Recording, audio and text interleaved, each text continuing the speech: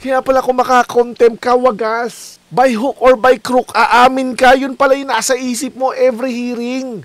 Yun pala. Gets na namin. Gets na namin, idol. Tuwing papasok ka pala ng hearing na nasa isip mo, by hook or by crook, aamin ka. Kaya pala ganun ka. Hindi. Nag-iimbestiga ka lang in aid of legislation. Kung ano yung nangyari talaga. O nagpapalusot ka na lang ngayon. May gusto ka rin protektahan. Tayo ba naman naglolokohan pa? Kayo please, kasahan mo nga ng isa. O hindi si idol yun ha. Yung kasalang para sa kanya, para kay Lawrence yung barel. Baka sabihin, papataob eh. MMDA may hirap versus violator mayayaman. Mayaman. Nakakabuisit. As tingin mo pala tuwing naghihiring ka, by hook or by crook, kailangan umamin. Kaya naman pala kung makapag-contempt ka, wagas. Kung mura-murahin mo sila, inutil ka ba o ano? Bobo ka ba o inutil? Kaya pala. Kasi mali pala yung nasa utak mo doon.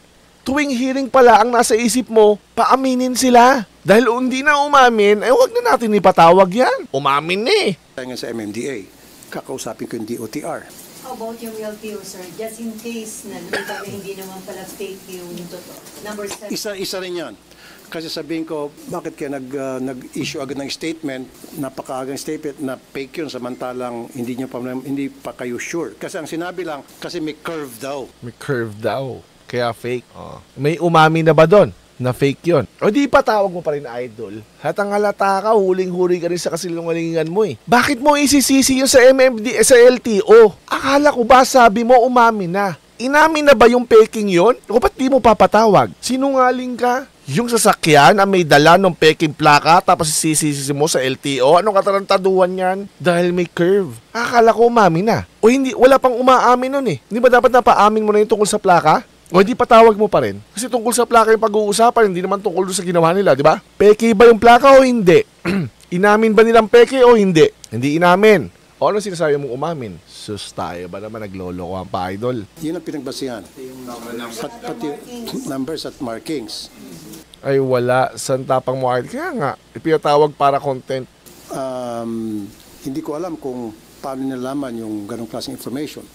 But anyway, that has to be investigated as well. Investigated. Pero hindi mo papatawag yung dalawa. Yung may dala mismo ng plaka. Umamin na kasi kamo. Nagsorry na. Pero yung plaka na wala sa eksena, hindi ba dapat tinatanong mo rin sila, peki ba yan o hindi? Ayan o, iniimbestigan daw o. Ito, Ayan o, Pakinggan mo, idol. Apologize to LTO and sa mga principals because of the incident.